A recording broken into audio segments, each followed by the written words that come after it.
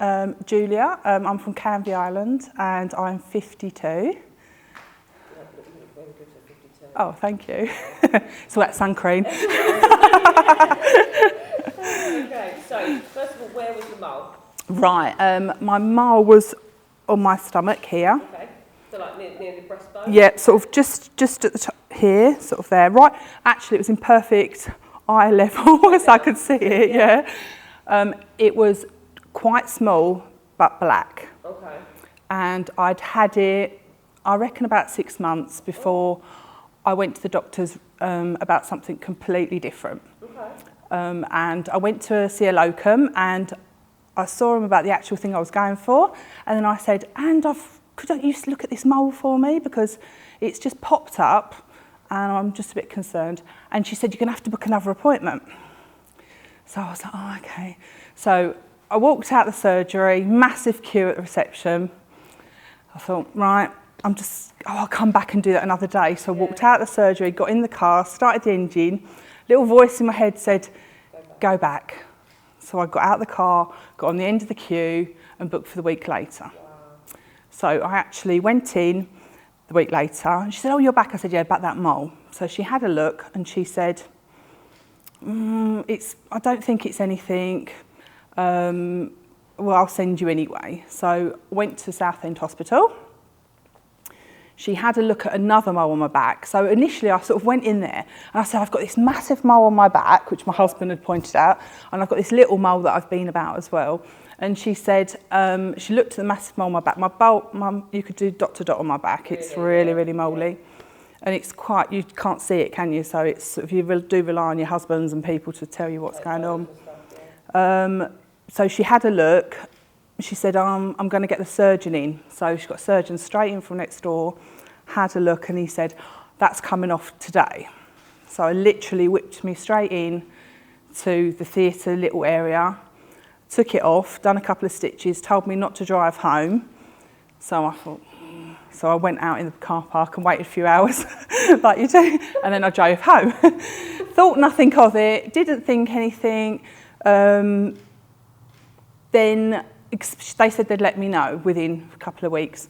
Unbeknown to me, they'd called my husband and said, make sure she comes to her appointment on whatever day. He didn't tell me. So I got a letter and I just went on my own for the results. I didn't think anything. I didn't even imagine it'd be cancer. Really? So I walked in a room, put me in a room, they did. And I sat there. I've lost my mum to cancer when she was really young, so I'm quite cancer. Yeah. I sat there and I thought, I think this is a room where you get results. Wow. Hence the tissues on the side. Yeah. And I started thinking, oh God. Could be more serious than I think. And then the cancer nurse came in and the surgeon came in his suit and they said, would you like to sit down? I was, yeah, he said, this is the cancer nurse. And I thought, oh my God. Yeah. And that is just literally where the earth falls beneath you, as you all know, and I was absolutely devastated. And at that point, I was hysterical. I was on my own, and I just thought, oh my God. The first thing I thought of was leaving my children. And my kids are older now, but I was left. And when you've lost a parent when you're quite young, it's just, I lost my mum when I needed my mum desperately, and I thought, I'm going to do, it's like history repeating itself. So I was like, oh, I can't believe it. So went home, nearly crashed on the way home, like you do, totally hysterical. Got in and my husband was like, oh my God, that lady phoned and said you should go. I said, you should have told me that to give me a bit of a heads up. That's my husband for me. So then, and I can actually, hand on heart, had a bit of a nervous breakdown about the whole situation, about the cancer, about the next operation that they were going to have to do. So you just didn't see that coming, so that was literally... Did not see it coming, so total shock. Absolutely floored you. Total shock. Yeah. And once I'd spoke to the next sort of consultant about what would happen to me, I had a sunbed at 15 over my bed. And the ironic thing was I was never a sun worshipper. Right. I never ever have had a tan in my life. I've never gone brown. I've always been like the person that burns, and that's why I bought a sunbed. Well, my parents bought me a sunbed, ironically, over my bed. I think I had it about 6 months. I realised that I couldn't even get a tan on it. I'd go bright red and then just so we sold that. And ironically, I mean, if I could speak to my younger self, and if I could speak to, the only thing I do now, and I bat on and I try and educate as many people as I can about, you know, there's so many products on the market now that you get a beautiful tan. I mean, my daughter, she's absolutely beautiful, and she has always got a beautiful tan, and she's always never been on a sunbed once. You can't notice she looks lovely, and you do not need to, you don't need to do it. Yeah.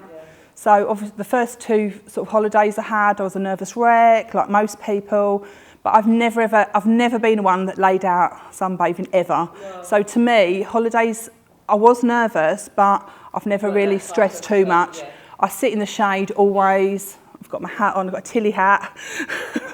I've got my Tilly hat. Sometimes I even have an umbrella. Yeah, do you know what I mean? And long sleeves. I've got about 30,000 long sleeve shirts. Yeah. Look after myself, and I wear a sun cream every day on my face and wherever.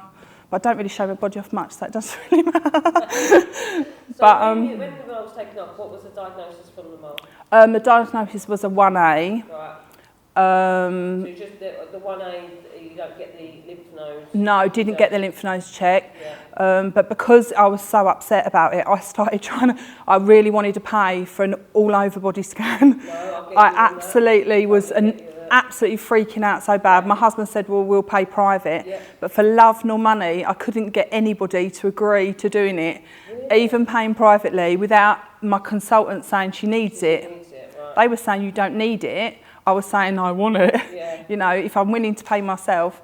In the end, after making such a fuss, I literally did have a scan on my upper body. So, and that was okay, And that reassured you?